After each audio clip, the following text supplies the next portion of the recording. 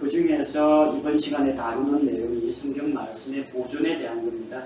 첫 번째 페이지는 우리가 첫 시간에 이미 한번 다루었던 내용이기 때문에 간단히 요약 정리하는 식으로 진행을 하도록 하겠습니다. 자, 성경 말씀의 보존이라고 했는데, 보존이라는 말의 의미는 하나님께서 영감으로 주신 자신의 말씀을 모든 시대 모든 사람들에게 전달하기 위한 사역을 보존이라고 합니다. 자, 성경 말씀이 왜 보존이 되어야 하느냐? 하나님의 진리는 하나님께서 말씀하신 그 당대의 대언자나 그 당시에 유대인들에게만 주신 것이 아니라는 거죠. 하나님께서는 그분의 진리가 모든 세대에 계속해서 전파되기를 원하셨습니다. 그래서 시편 33편 11절이나 시편 119편 89절 90절 이런 말씀들을 보면 주의 진리가 모든 세대 모든 사람들에게 전파된다고 하는데, 그러려면 그 말씀은 그 당대에서 그치면 안 되고 계속해서 그 다음 대에도 오늘날까지도 전수가 되어야 한다는 겁니다. 하나님의 말씀이 과연 보존되는지 안 되는지를 우리가 알기 위해서 세 가지 질문을 한다고 했죠.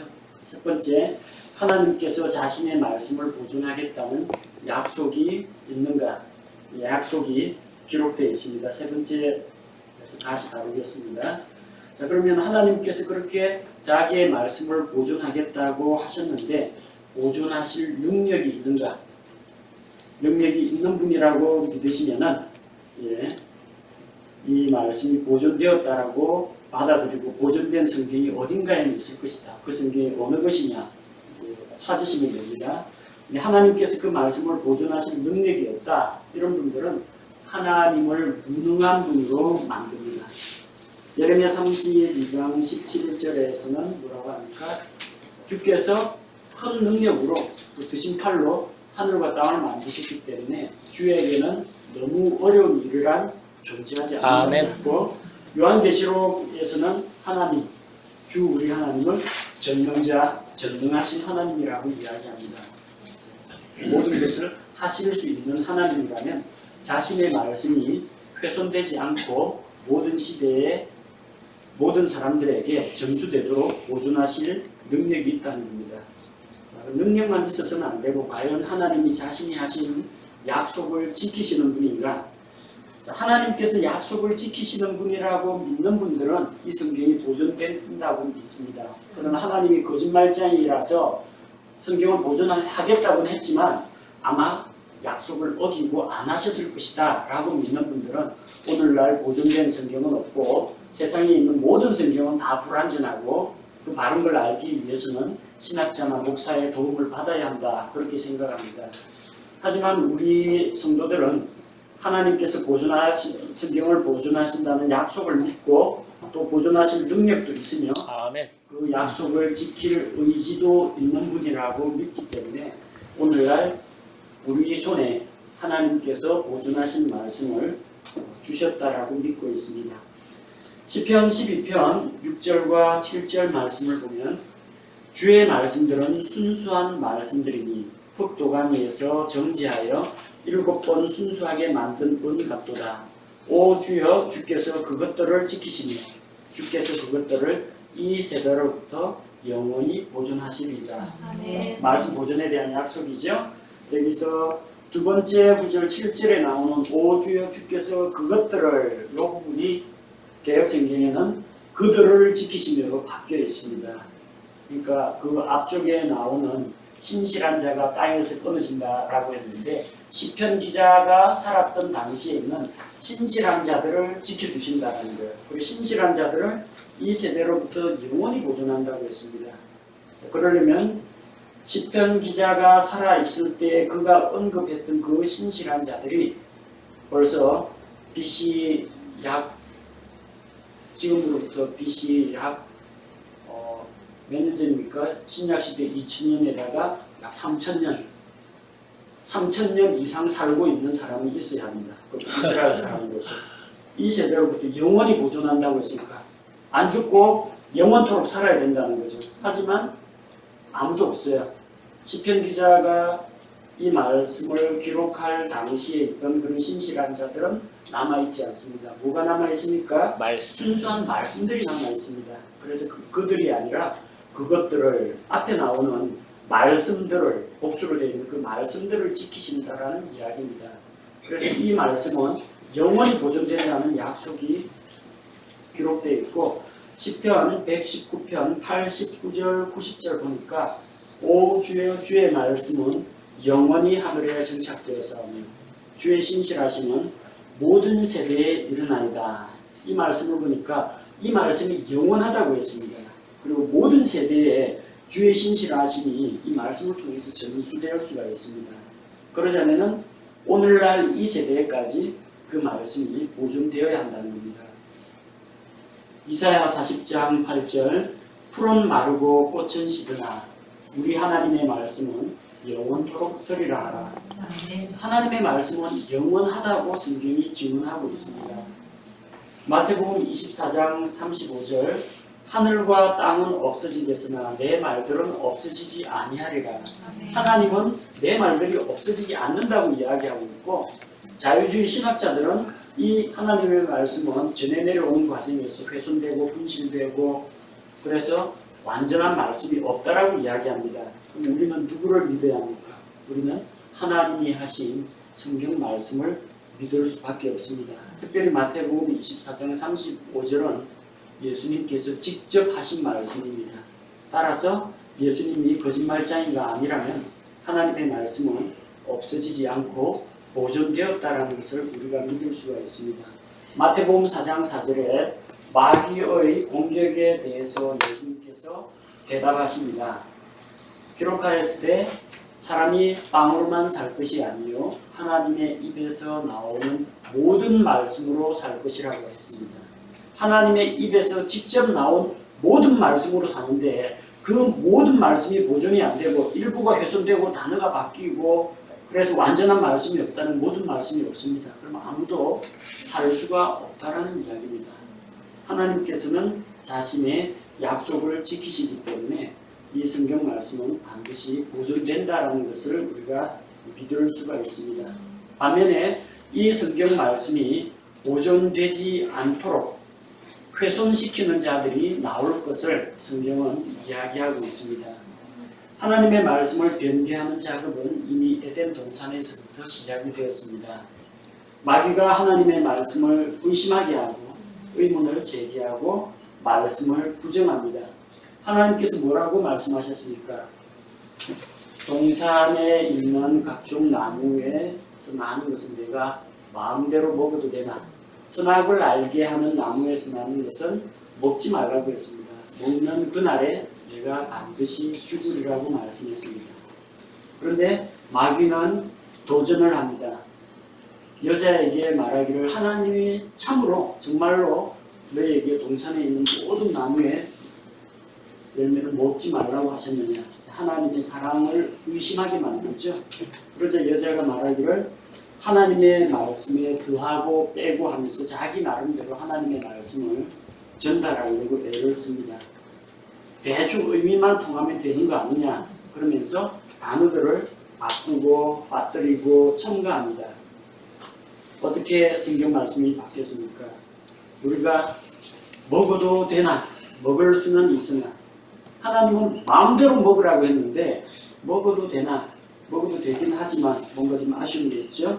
동산의 한가운데 있는 나무의 열매 동산 한가운데는 선악을 알게 하는 나무도 있고 생명나무도 있습니다. 하나님은 동산의 한가운데 있는 나무라고 하지 않고 선악을 알게 하는 나무라고 했는데 자, 여자가 단어를 바꿨죠. 나무의 열매라고 했는데 하나님은 열매라고 하신 적이 없고 선악을 알게 하는 나무에서 나는 것이라고 했습니다. 그게 꽃일 수도 있고 잎사귀, 뿌리, 나무줄기, 가지, 열매, 새순 뭐든지 다 포함됩니다. 그 나무에서 나오는 것은 어떠한 것도 먹어서는 안 된다는 겁니다. 그러나 여자는 그것을 열매라고 한정을 지었습니다.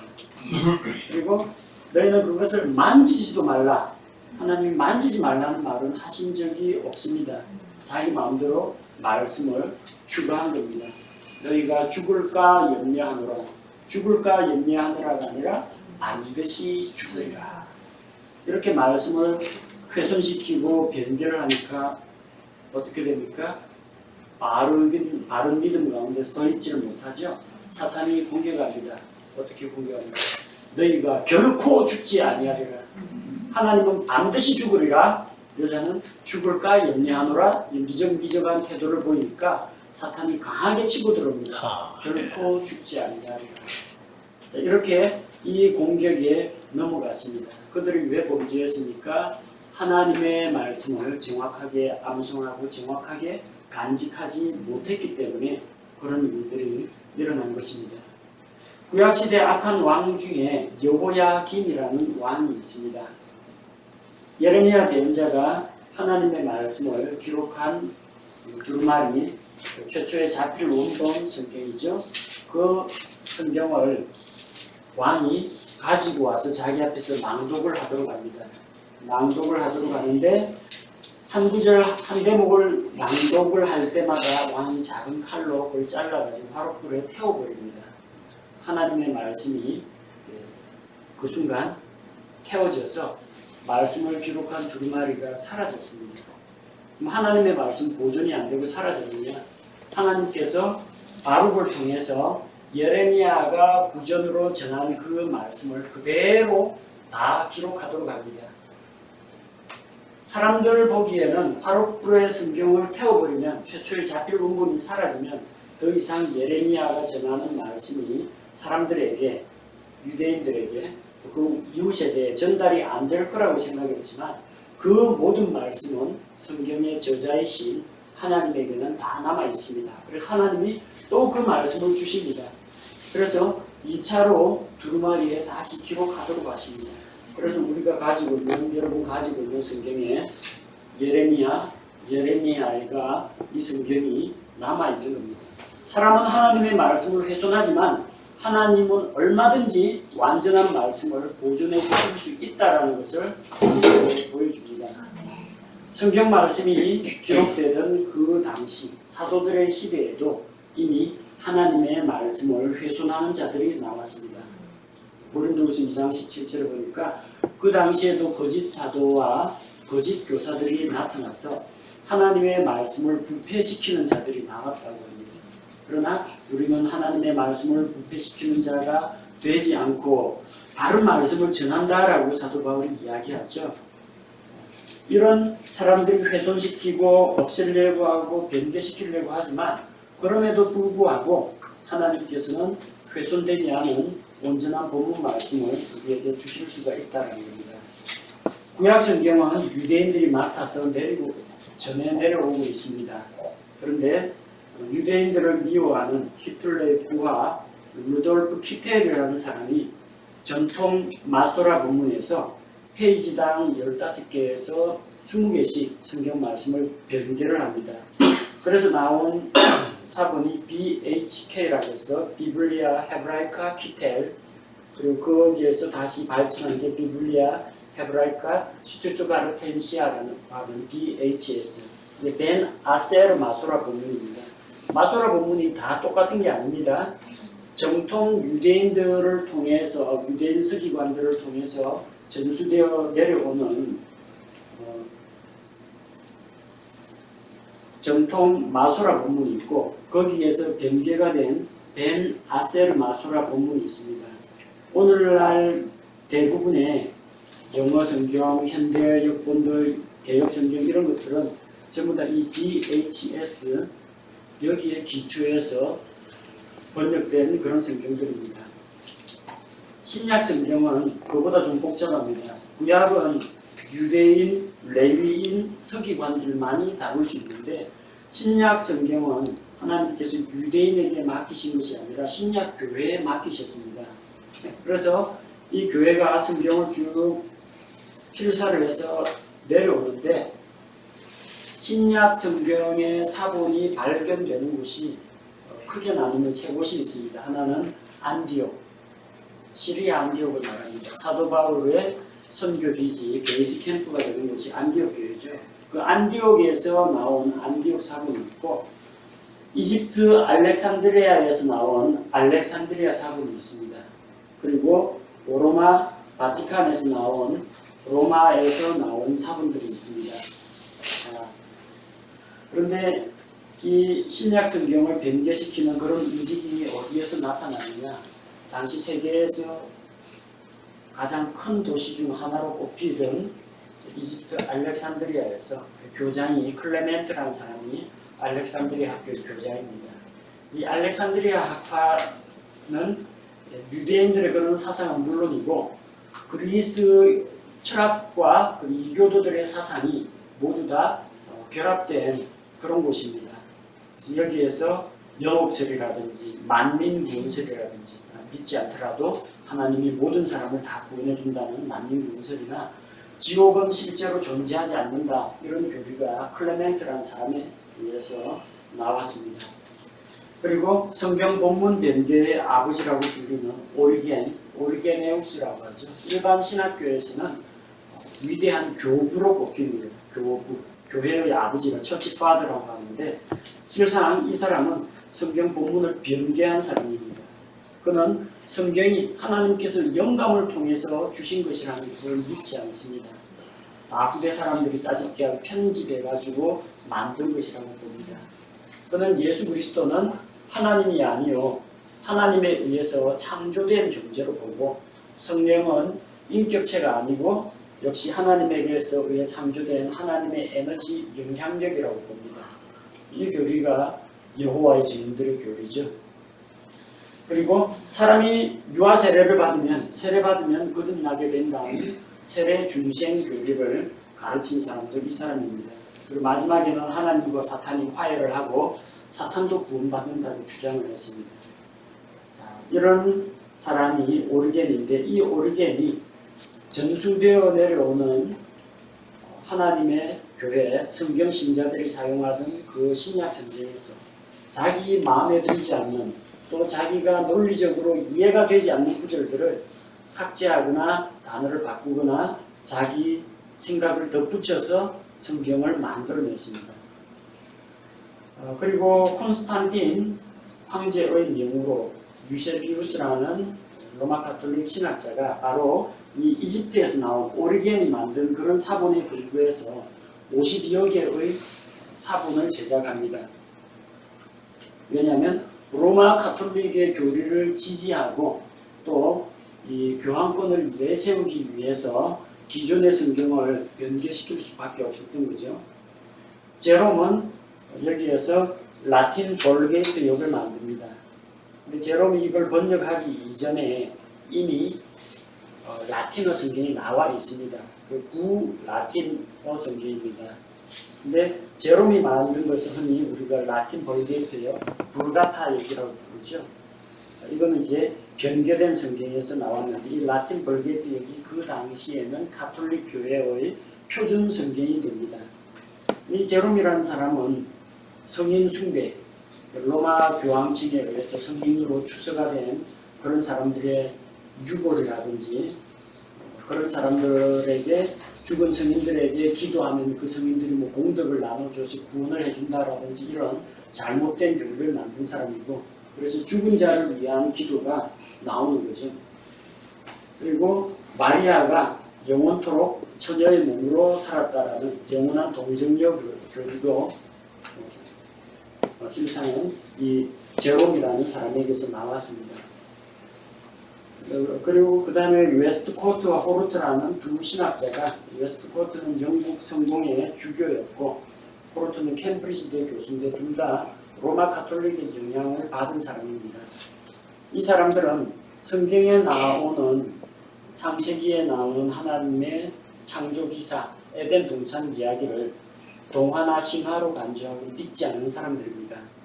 또 모세나 다윗 이런 사람들은 실존하지 않은 영적인 인물, 사람들에게 교훈을 주기 위해서 지어낸 이야기로 이해를 합니다. 예수님께서 일으키신 기적들을 부인하고 천국이 실제 존재한다는 것도 이 사람들은 부정합니다. 호르트 역시 지옥을 부인하고 앞서 말씀드린 클레멘트가 이야기했던 연옥 교리를 주장하고 성경의 무호성을 부인하고 진화론을 믿은 사람입니다. 또 그 당시 유행하던 그 강신술, 심령학자들과 같이 마귀와 적신하는 그런 일을 한 사람이고, 예수 그리스도의 피로 말미암아 사람이 구원받는다는 그 대속교리를 이단이라고 주장을 했습니다. 그리고 이 사람들은 로마 바티칸에서 나온 바티칸 사본과 그리고 시내산 수도원에서 나온 시내 사본을 가장 우수한 본문이라고 믿고, 전통 본문의 말씀들을 모두 이 사본에 기초해서 삭제하고 변개시키고 추구하는 일을 했습니다. 왜 이 사람들이 바티칸 사본과 시내 사본을 숭배하느냐? 바티칸 사본은 아주 오래된 사본입니다.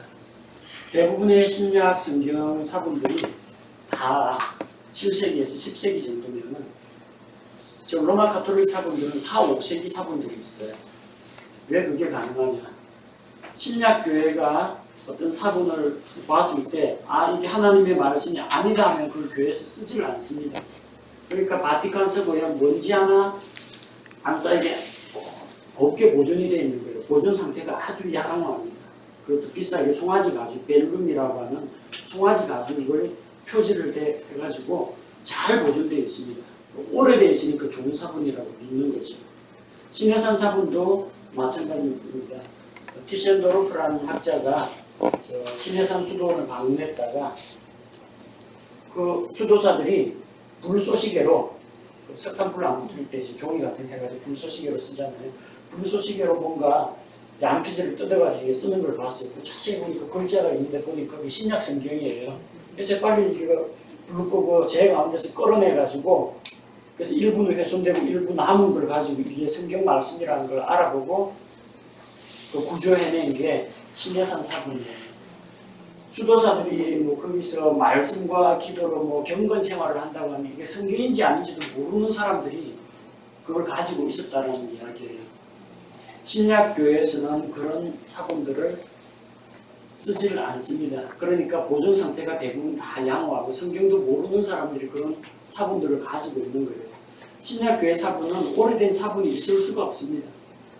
성경책이 오늘날과 같이 1인당 한 부씩 돌아가는 게 아니기 때문에 교회 안에 성경이 사본이 그것도 전부 다 없어요. 마태가 전하는 복음서, 그리고 사도 바울이 보낸 서신서 일부 이런 게 있을 뿐이에요. 있으면은 이 성경 말씀을 이제 돌려가지고 봅니다. 돌려서 보면 금방 파피루스 종이가 건조한 날씨에 바삭바삭 잘 부서집니다. 자, 그런 식으로 되다 보니까 이제 거의 다 부서져 갈 무렵이면은 가장자리가 부서지고 본문까지 이제 부서지기 시작하면은 베껴쓰기를 시작합니다. 근데 이 베껴서 만든 이 파피루스 종이도 오래 못 갑니다.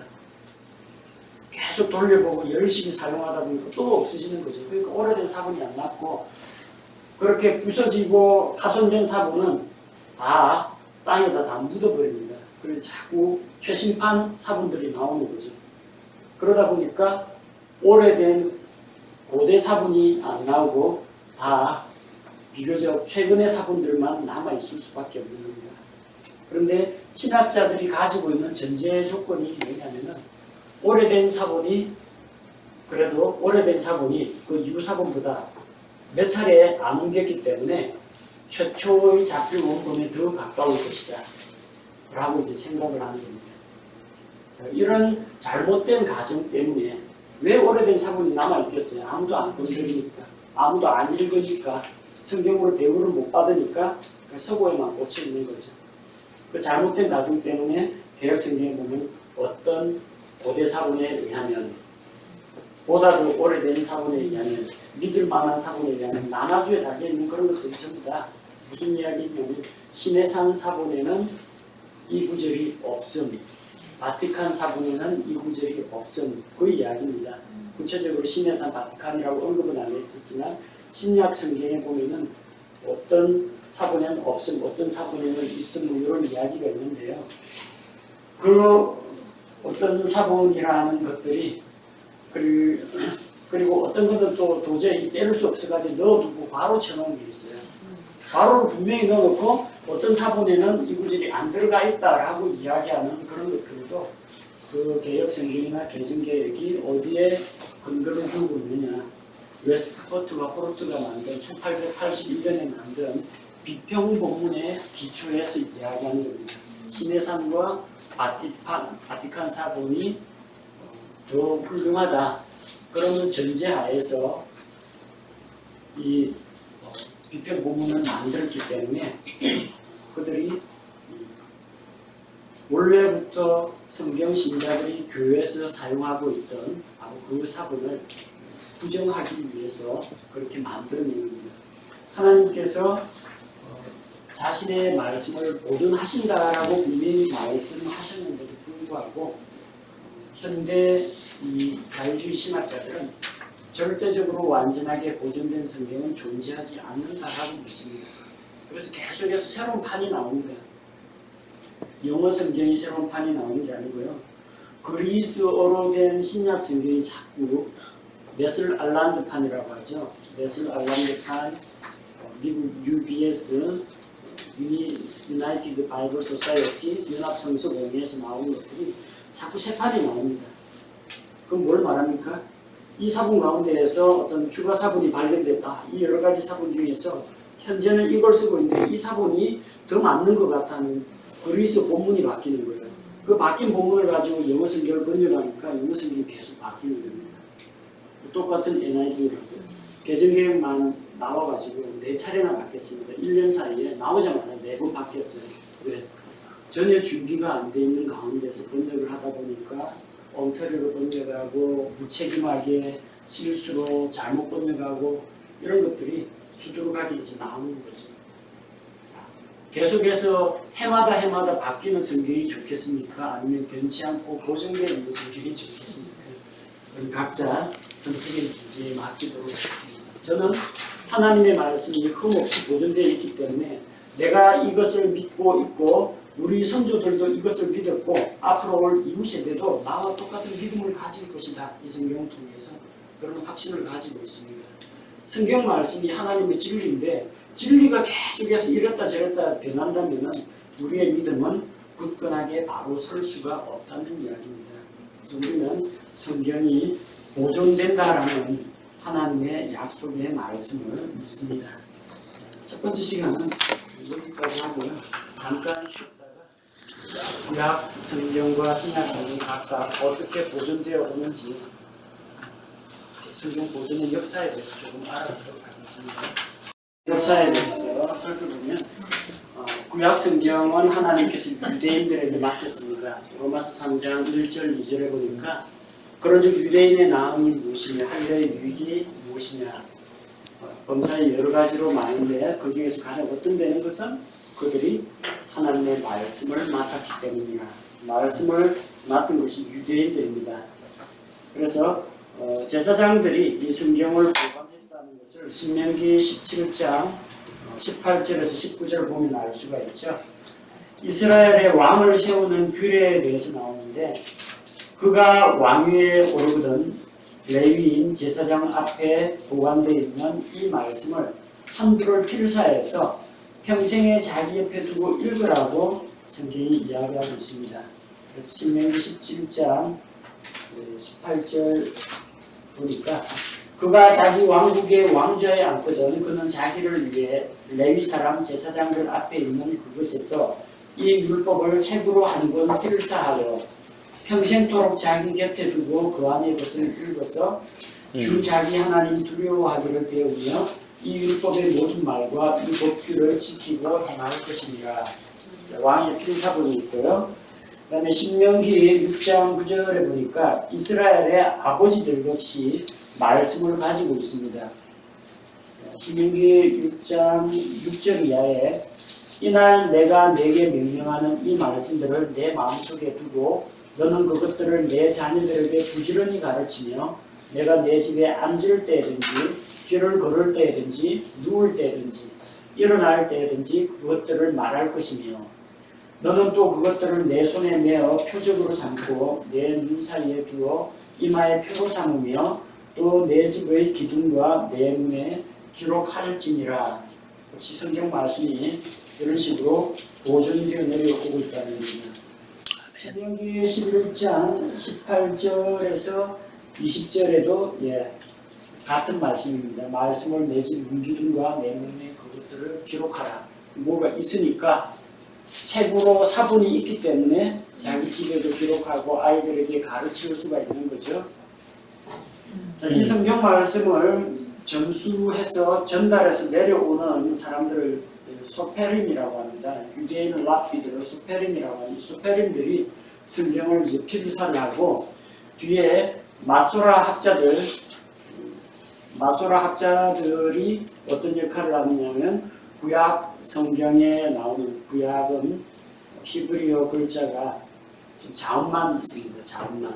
그 자음에 읽기 쉽도록 모음 표시를 달아준 사람들이 마소라 학자들입니다. 자, 이 사람들이 구약 텍스트를 보존해 왔어요. 성경 필사본을 만드는 규칙. 한 글자라도 원본을 보지 않고 적는 것은 금지가 됩니다. 내가 자신 있다고 해서 하나님께서 세상을 이처럼 사랑하셔서 이런 식으로 적으면 안 된다는 거예요. 먼저 하나님께서 하고 하나님께서 세상을 소리를 질러가지고 발성을 해서 자기 귀로 한번 듣고 원문을 보고 크게 소리내어 읽고 귀로 듣고 적는 겁니다. 그러니까 졸면서 꾸벅꾸벅 적거나 아니면 자기 기억에 의존해서 적으면 안 되고 반드시 원문으로부터 옮겨 적어야 한다는 겁니다. 외워서 적으면 안 됩니다. 그리고 어린아이라도 무슨 글자인지 알아볼 수 있도록 분명하게 펜맨십을 아주 분명하게 적어야 되고 잘못된 부분이 있는 사본은 30일 이상 내버려 두면 안 되고 반드시 수정을 하든지 파묻든지 둘 중에 하나를 해야 합니다. 그래서 오류가 3개 이내면 수정, 4개 이상이면 무조건 파묻습니다.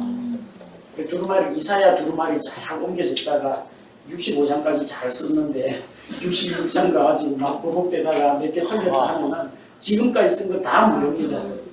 왜냐면 종이가 낱장이 아니고요. 똘똘똘 말려있는 두루마리이기 때문에 다 말면 이만큼 다발이 되거든요.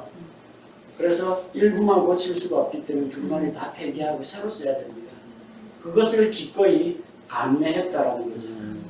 그 다음에 거기에 여호와라는 이름, 주라는 이름이 나오면은 가서 목욕 재개하고 펜을 새로 갈고 잉크를 다시 찍어야 됩니다. 한 번 나올 때마다 한 번씩이에요. 그러니까 여호와로다 노하기를 주 여호와로다 이게 나오면은 그걸 잡은 거예요. 가가지고 여호와 가지고 목욕하고 갈 때 펜 새로 갖고 잉크 다시 찍고 그럼 또 나중은 또 여호와잖아요. 또 다시 펜 부러뜨리고 다시 갖고 가서 목욕하고 이 수고를 다 해야 된다는 거예요. 참 대단하세요. 예, 진짜 대단한 민족입니다. 그런 식으로 하나님의 이름을 쓰는 과정에서 잉크가 떨어져 가지고 획을 잘못 긋거나 깜빡 놓치거나 하는 일이 없고 그런 식으로 했다는 겁니다. 이스라엘만 그런 것 같죠? 우리나라 옛날 독립신문이 있어요. 독립신문. 그 보면은 황제 폐하라는 단어가 나오면요. 항상 요 위에 나옵니다. 밑에 여백이 있으면 다 비워집니다. 황제께서, 고종 황제께서 하면은 항상 첫 머리에 시작하도록 줄바꿈을 합니다. 그런 그 왕에 대해서도 이 정도인데 하나님에 대해서 그 정도는 아무것도 아닌 셈이죠. 그만큼 성경을 필사하는 그런 자세가 다르다는 거죠. 그리고 각 장별로 등장하는 알파벳 숫자를 다 셉니다. 성경 말씀 이렇게 딱 옮겨가지고 딱 하잖아요. 그러면 이번 장에서 알레프, A라는 글자가 몇 개 나온다. 딱딱딱 해가지고 자음 24자를 적어놓고 그 밑에다가 A 몇 번, B 몇 번, C 몇 번 알파벳 몇 개의 철자 개수를 제가 다 적어놔요. 원문에도 이게 적혀 있습니다. 필사하면서 딱 필사를 해가지고 자기가 필사본에도 딱 적어요. 그 다음에 원문에 적혀있는 숫자하고 대조를 해봐요. 숫자가 안 맞으면 자기가 잘못한 거예요. 원문에 거 다시 세워봐요. 원문에 맞잖아요? 그럼 자기 거 이거는 찢어버리고 원문에 맞게 처음부터 다시 써야 됩니다. 그만큼 글자 개수가 아니라 알파벳 개수까지 다 세워가지고 하기 때문에 이거 오류가 날려야 오류가 날 수가 없는 거죠. 철저하게 대조하고 기록했다는 겁니다. 자, 유대인들의 이런 노력이 있었기 때문에 구약 성경이 오늘날까지 보존될 수가 있었던 겁니다. 자, 그럼 신약 성경은 유대인이 아닌 성경 말씀을 믿는 성경 신자들의 교회를 통해서 하나님이 말씀을 보존해 오셨습니다. 시대를 이제 크게 나눠놨죠. AD 49년에서 400년까지 성경의 기초가 형성되던 시대입니다. 49년에서 90년까지 마지막으로 기록된 게 요한계시록까지 영감으로 주신 자필 원본이 존재하던 시대입니다. 그리고 이 당시에는 사도들이 살아 있었습니다. 최소한 사도 요한이 91세기까지 살았기 때문에 이게 하나님의 말씀인지 아닌지 가짜 복음서가 나오는 사도 요한이 딱 알아차리죠. 그래서 검증이 가능한 시기입니다. 그리고 AD 50년부터 200년 이때까지는 교회의 지도자들, 사도를 포함하여 사도의 직계제자, 베드로의 직계제자인 마가라든지 그리고 사도 요한의 직계제자였던 폴리갑이라든지 이런 사람들이 살아있고 활동하던 시대입니다. 교회 시대에 사본도 만들어지고 또 원본이 존재하기 때문에 사본 나도동하고 원본하고 대조를 하면 딱 보입니다. 원본이 아직 살아있기 때문에. 그 다음에 AD 200년에서 400년 이 당시가 정경이 확립되던 시기입니다. 지난 시간에 말씀드렸듯이 정경은 투표해서 만든 게 아니고 이미 유대인들이 구약 성경을 하나님의 말씀으로 믿고 있는데 그것이 과연 진실로 하나님의 말씀이다라는 것을 종교회의에서 확인한 겁니다. 신약 성경 역시 마찬가지입니다. 여러 문서들 가운데에서 이게 정말 신약교회에서 사용하던 신약 성경 27권이 하나님께서 주신 말씀이 맞다라는 것을 공회를 통해서 공식적으로 이제 확정한 겁니다. 자, 근데 이 당시에 사본들이 이제 많이 나왔죠. 그 사본은 나온 곳이 세 군데서 나옵니다. 자, 서방 본문이라고 해서 로마가 있고요. 동로마, 서로마 이야기는 아시죠? 비잔틴 제국 쪽이지 동쪽에 있습니다. 서방 본문 로마. 로마는 이 사본의 성격이 해석가 스타일입니다. 기존 성경에 뭔가를 자꾸 덧붙여가지고 내용이 원본보다 훨씬 많습니다. 왜 그렇습니까? 가톨릭 교리를 지지하는 그런 내용을 만들려고 하니까 성경에 없는데 가톨릭 교리에는 있잖아요. 그럼 만들어 놓는 거예요. 성경을 채워 넣습니다. 성경에 뭔가를 덧붙여서 내용을 확장시킨 겁니다. 부패한 본문이고요. 자, 알렉산드리아 본문은 이집트에서 나온 것인데 이는 문법가라고 적어놨는데 성경을 이 성경 필사하는 필사자들이 성경을 읽고 이거는 내가 이해가 안 된다. 이거는 여기 이 말씀이 이 자리에 있으면 안 된다 생각하면 성경을 수정하거나 삭제를 하는 겁니다. 그 내용이 줄어들어요. 성경 본문이 정상적인 보존된 원문에 비해서 줄어듭니다. 비잔틴 본문은 안디옥에서 나왔는데 시리아, 지금의 터키 그쪽에서 나왔는데 원래 말씀이 그대로 보존된 텍스트라는 뜻입니다. 그 당시 세계에서 가장 큰 도시로 알려진 로마, 알렉산드리아, 안디옥 이 세 곳에서 성경 사본들이 나오기 시작했습니다.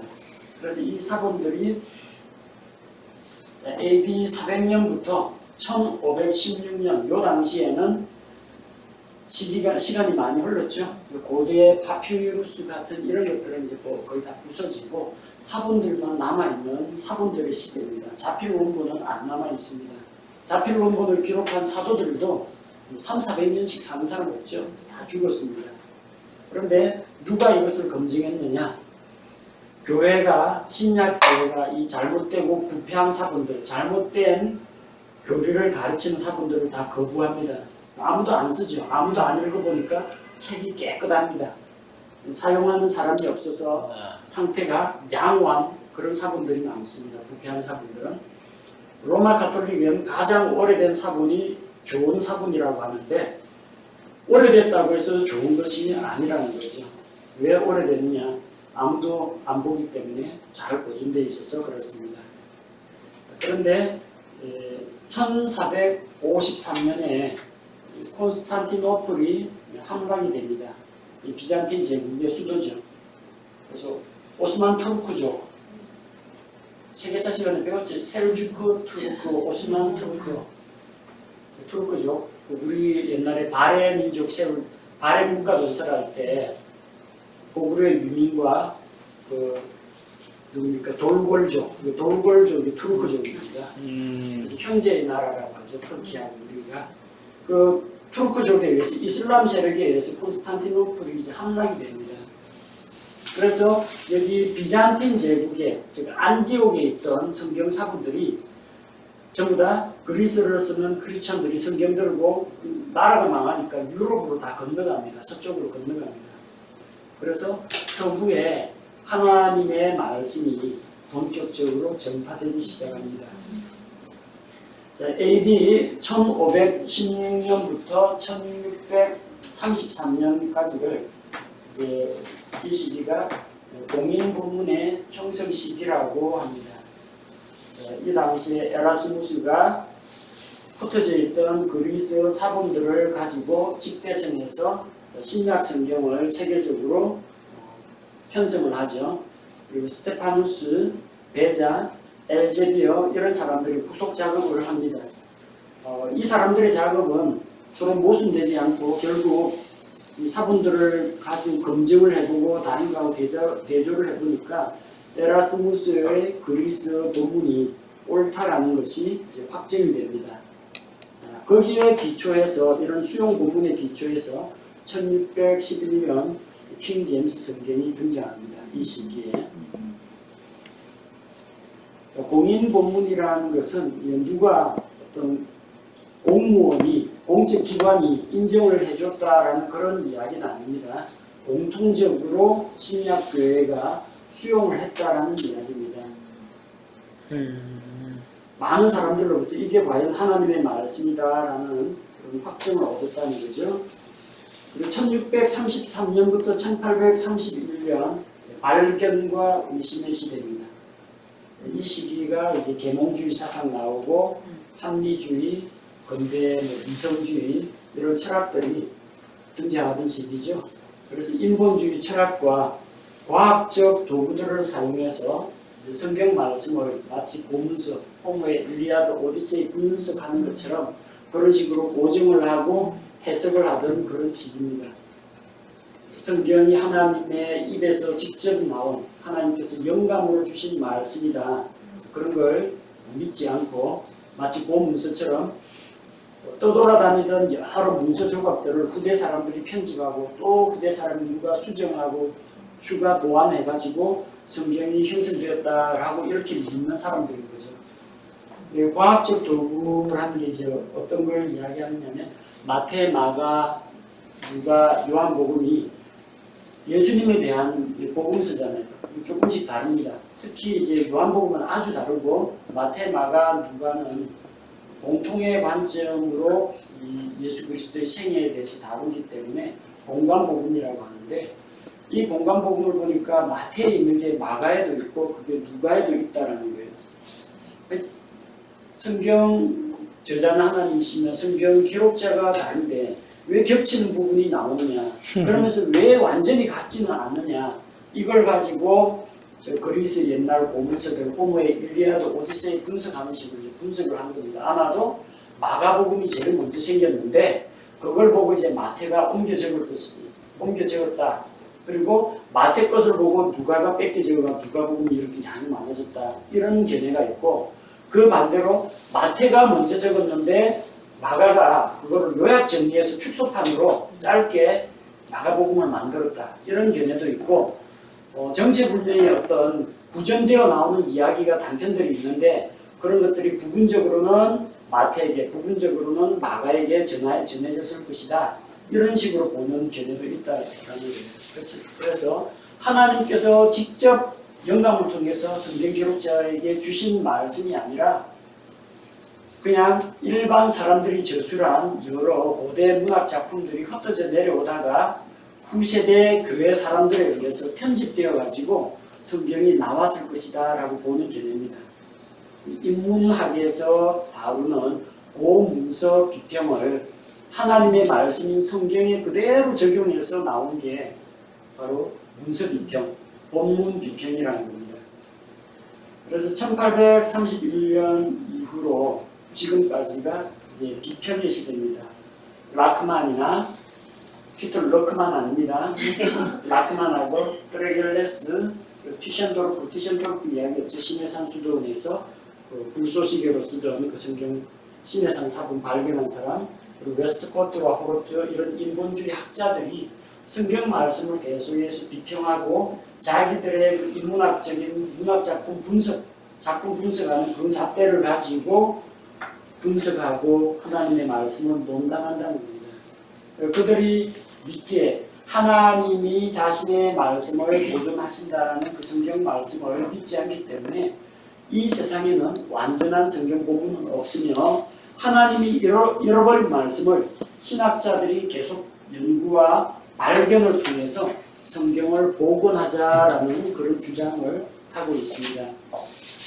하지만 1611년부터 지난 약 400년 동안 하나님께서는 영어 킹제임스 성경이라는 그 그릇 속에 자신의 말씀을 담아주셨고 그 말씀을 통해서 수많은 그 프로테스탄트들이든지 아니면 침례 교도들이든지 하나님의 말씀을 그대로 믿는 이런 사람들이 이 말씀을 하나님의 말씀으로 믿고 교회에서 사용해왔고 그리고 그 말씀을 들고 중국이라든지 아프리카, 아시아 이런 곳으로 선교사들이 들고 나간 성경이 전부 다 영어 킹제임스 성경입니다. 거기는 성경이 하나밖에 없었어요. 다른 성경이 달리 없었습니다. 지금 말하는 현대어 여권들이 나온 지가 얼마 되지 않습니다.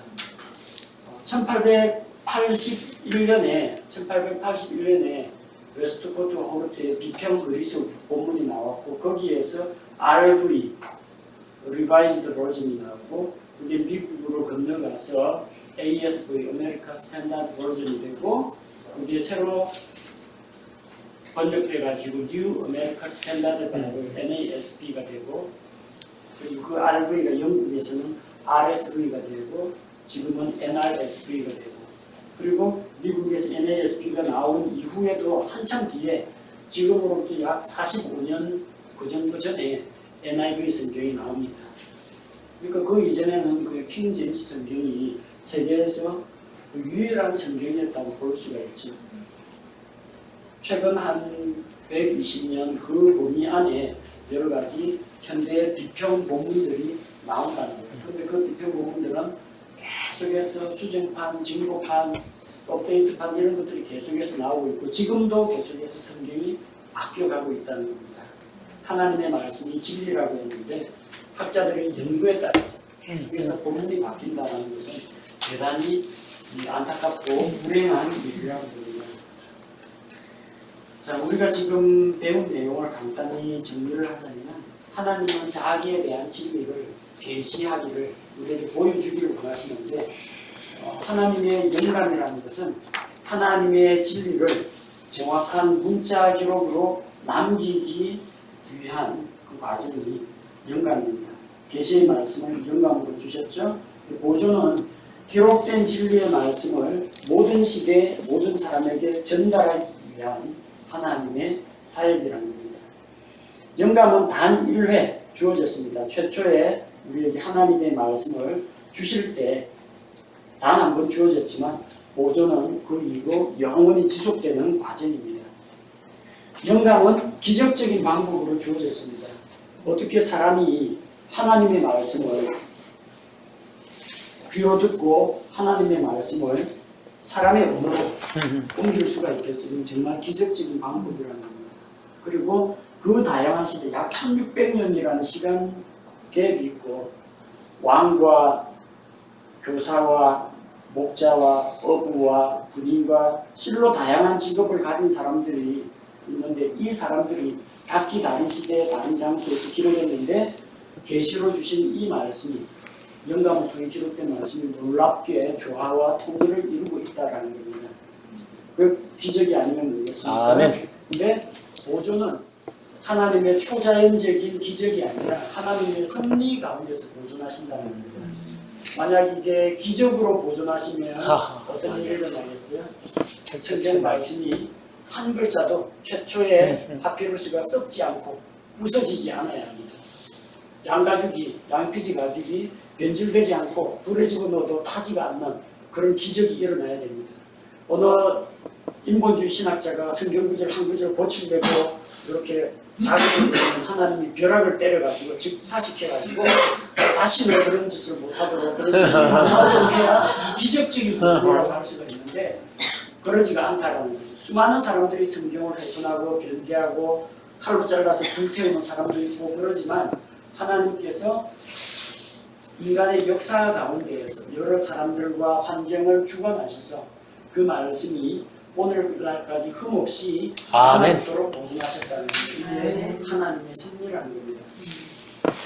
영감이 없는 보존은 가치가 없습니다. 하나님이 영감으로 주지 않았는데 인간이 만들어낸 어떤 문서를 가지고 목숨을 걸고 보존을 하고 지켜봤지 아무런 의미가 없습니다. 반대로 보존이 없는 영감으로 말씀을 주긴 했는데 그 당대에서 그 말씀이 끝나버리고 후속 세대에는 주지 않았다. 아무 의미가 없습니다.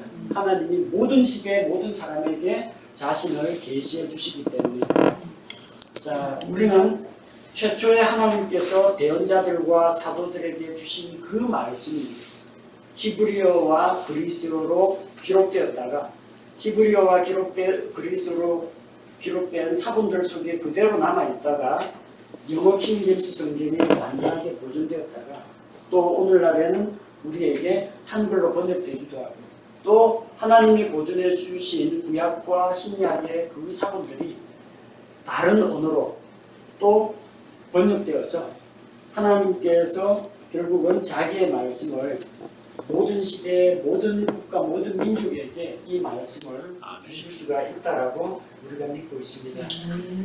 그래서 사람들이 우리에게 물을 때 우리가 극단주의자로 몰리지 않도록 답변을 잘 하셔야 됩니다. 그래서 킹제임스 유일주의에 대해서 킹제임스 성경이 좋다는 건 아닌데 킹제임스 유일주의에 대해서 반감을 가지시는 분들이 들어 있습니다. 자, 그래서 항상 진리를 말할 때에는 어떻게 이야기하라고요? 오직 사랑 안에서 참된 것을 말하라고 했습니다. 내가 진리이기 때문에 내 성경을 맞고 너 성경은 사탄의 성경 이렇게 하면은 논쟁에서는 이길지 몰라도 그 사람의 마음을 얻지는 못합니다. 언제나 사랑 가운데에서 아멘. 그 성경으로도 구원받을 수 있고 그 성경에도 하나님 예수를 믿어야 된다는 걸 보여준다. 하지만 정확하고 바르게 번역된 성경을 가지고 있어야 우리가 바른 믿음 가운데 선다. 이런 내용으로 이야기를 해줄 필요가 있습니다. 극단으로 나가지 마시고요. 그래서 사무엘 기입이 쓴 그 내용 보니까 그렇게 답을 해놨더라고요. 나는 킹제임스 성경이 유일하다고 믿지 않습니다. 사실 이 사람 피터로크만 제자예요. 그런데 그런 식으로 이야기를 해요. 다른 사람한테 접근할 때 저는 킹제임스 성경이 유일한 성경이라고 믿지 않습니다. 그러나 어느 누군가가 나를 찾아와서 오늘날에도 만약 우리에게 주신 하나님의 흠없는 말씀이 남아있느냐라고 이야기하면 저는 그 말씀이 남아있다라고 이야기한다. 그게 어떤 성경이 되었든 간에 그러나 누가 나에게 그런 흠없이 보존된 성경이 어디에 있느냐라고 물으면 나는 킹제임스 성경을 추천하겠다. 거기까지가 정답인 것 같습니다. 내가 진리를 가지고 있기 때문에 내가 맞고 너희는 다 틀렸다. 이런 독선적인 자세로 나갈 때 동일한 내용일지라도 많은 사람이 다치고 상처를 받습니다. 우리가 믿고 있는 이게 성경 말씀의 보존이잖아요. 분명히 시편 12편 6절에 보니까 영원히 보존하시리가 나오거든요. 근데 어디 가서 성경 말씀이 보존되었습니다 라는 말을 쓰기가 겁나요. 이 말을 쓰면 말씀 보존하겠습니다. 이런 식으로 되기 때문에 그 사람들이 최초에 우리나라의 킹제임스 성경 이슈를 제기할 때 자기들만이 진리를 가지고 있느냐 교만한 태도로 이야기한 것이 화근이 돼가지고 오늘도 그 여파가 미치고 있습니다. 킹제임스 성경만 유일한 성경이고 다른 성경은 사탄의 성경이다. 사탄이 계획 성경을 집필하겠습니까? 그 안에 예수 그리스도는 하나님의 아들이요 우리의 그리스도 구세주라는 그런 내용도 나오는데 사탄이 설마 그런 내용을 기록했겠습니까? 사탄은 사람들을 통해 가지고 인본주의 신학자들을 통해서 조금씩 말씀을 변개하는 역할을 했지 성경을 집필하거나 그러진 않습니다. 또 뭐라고 했습니까? 한국에서 우리가 유일한 신약교회다. 다른 교회는 교회가 아니라는 이야기예요. 자기 교회만 교회고 이단으로 몰린 게 그것 때문입니다. 킹제임스 성경 때문에 몰렸다기보다도 독선적이고 자기 교회만 구원이 있다고 하고 자기만 교회라고 하는 그런 것 때문에 이단으로 이제 몰리는 거죠. 그래서 일단 그렇게 몰리고 또 그 사람이 우리가 주장하는 것에 대해서 반감을 가지면 그 다음부터 이야기가 안 통합니다. 이야기 안 통하면 어떻게 돼요? 그럼 골수분자들끼리 같이 우리끼리 교제를 해야지 이 말씀 어디 보급을 할 수가 없어요. 맞습니다. 예. 하나님께서 우리에게 이걸 주신 거는 유대인처럼 자칫 잘못하면 우리가 유대인이 될 가능성이 있어요. 유대인의 선민의식. 우리만 택한 받은 백성이고 너희는 이방인 개들이고 아무것도 아니다.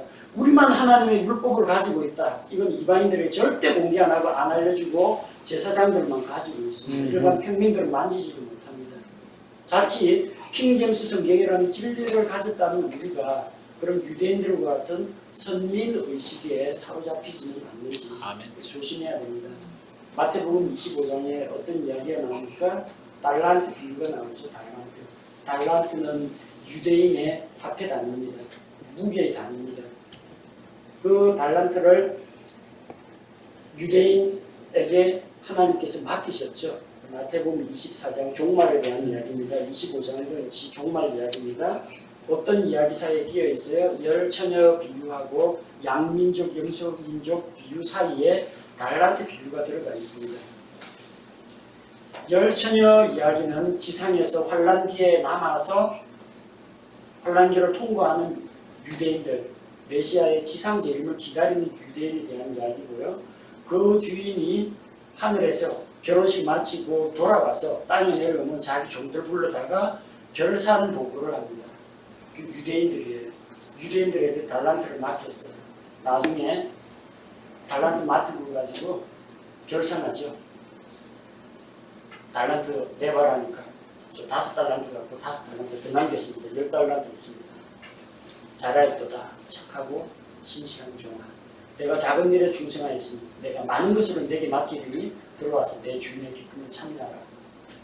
2달란트 받은 사람이 저도 2달란트 가지고 있었는데 2달란트 더 불렸습니다. 똑같은 칭찬을 했습니다. 1달란트 받은 거 어떻게 됩니까? 숨겨놓고. 땅속에 수건으로 잘 써가지고 파묻어뒀습니다. 당신은 심지도 않은 거에서 얻으려고 하고 그렇게 그래서 당신은 엄한 사람이라 그래서 내가 잘 싸둬가지고 보관했으니까 당신의 것을 가져가십시오 하니까 이 악하고 게으른 종아 내가 엄한 사람인 줄 알았으면은 차라리 그것을 은행에다 맡겨서 나중에 다른 사람이 그걸 활용해서 쓰고 이자라도 받게 해야 할 것이 아니냐.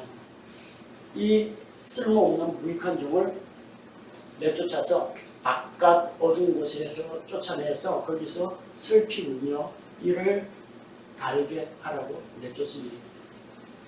달란트는 탤런트가 아닙니다. 누구는 뭐 피아노 치는 달란트가 있고 누구는 음식하는 달란트가 있고 누구는 섬김의 달란트가 있고 이야기하는데 그 달란트 이야기가 아니에요. 주일학교 어린이가 출석, 요절 남성, 헌금, 전도 몇 명이 와서 달란트 스티커 붙여주고 달란트 잔치하고 그 달란트가 아니에요. 유대인에게 아까 뭘 맡겼다고 했습니까? 말씀을 맡겼어요. 말씀을. 나중에 결산 보고해야 됩니다. 만약에 이 달란트 가지고 달란트 그거 못 남긴 사람은 어떻게 됐어요? 달란트 못 남긴 사람 쫓겨나고 바깥 어두운 곳으로 쫓겨납니다.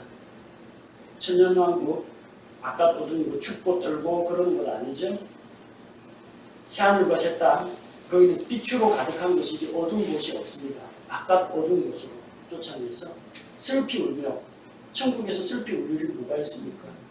일을 간다. 주님을 향해서 일을 간다. 천년왕국 백성 중에 새하늘과 새 땅에 들어간 성도 가운데 예수님 향해서 이 갈 사람 없습니다. 뭘 말합니까? 그거 못 받는다는 이야기예요. 만약 이게 달란트가 은사 재능에 대한 것이라면은 자기 재능 은사 잘 안 쓰고 묵혀두면은 나중에 그거 못 받는다는 이야기를 행위구원 이야기가 되어버립니다. 이 문제는 그런 이야기가 아닙니다. 하나님께서 유대인들에게 말씀을 맡겼어요. 이 말씀을 가로막는 자들이 있다. 말씀을 땅에 파묻어 유대인들에게 이 성경 말씀을 다 주셨어요. 주었는데 그들은 이 말씀을 땅에 파묻었습니다. 읽지도 않고 그 말씀을 순종하지도 않고 예수님 탄생 소식을 듣고 동방에서 지혜자들이 와서 유대인의 왕으로 나시니가 어디 계시냐 헤롯 왕이 몰라가지고 서기관하고 바리새인을 불러도 안 부르니까 미가 5장 2절 베들레헴 딱 정답 나왔어요. 아무도 안 찾아갑니다. 기가 막히게 잘 암송하고 있는데 전혀 예수님을 찾아가지 않습니다.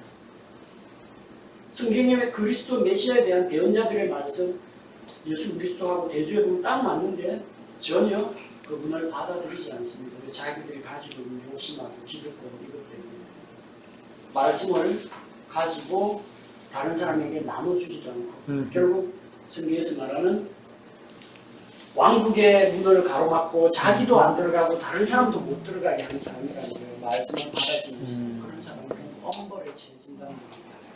우리는 일단 구원은 받았지만 구원이 뭐 취소되거나 그러지는 않겠지만 유대인들 그 말씀에 대한 책임을 져야 한다는 거예요. 아멘.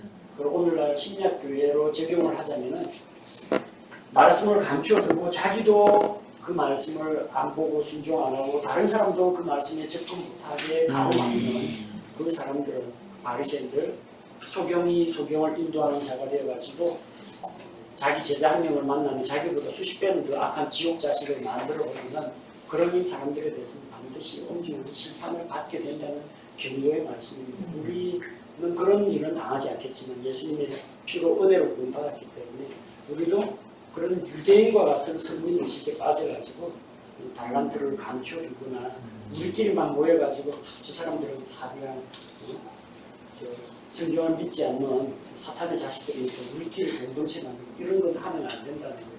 겸손하고 온유한 태도로 사랑으로 다른 사람에게 아멘. 말씀을 나누고 그래서 그들도 이 진리를 알게 될 때까지는 우리가 품어줄 필요가 있다는 거예요.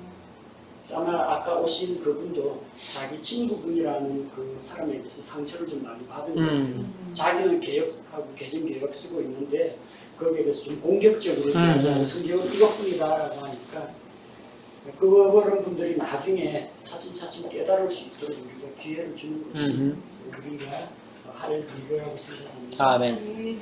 자, 오늘 성경 공부 마무리 지으면서 제가 기도하고 우리 아까 말씀드린 대로 좀 개인 간증들을 보는 시간을 갖도록 하겠습니다.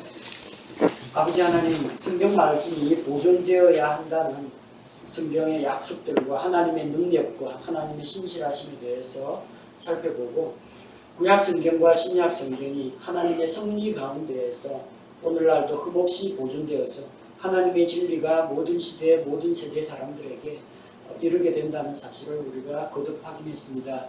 하나님 우리가 믿고 아는 일에 대해서 확신을 가질 수 있도록 도와주시고 겸손과 온유 가운데에서 사랑 가운데서 진리를 말함으로 많은 사람들을 이 진리 가운데로 인도할 수 있도록 도와주옵소서.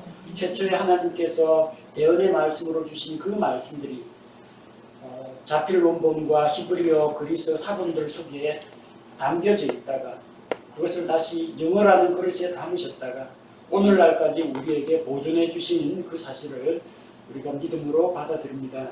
또한 같은 믿음을 갖고 신앙생활하는 우리 형제 자매들 서로 이 말씀을 통해서 서로 위로하고 격려하며 세워주는 가운데에서 우리의 믿음이 굳건히 서고 바른 성경 말씀 가운데에서 바른 것을 믿고 행하는 그리스도인이 될 수 있도록 주님 복내려 주십시오.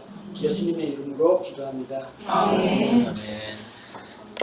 다음 시간에 1시간 더 남았네요. 1시간에 성경 말씀의 조명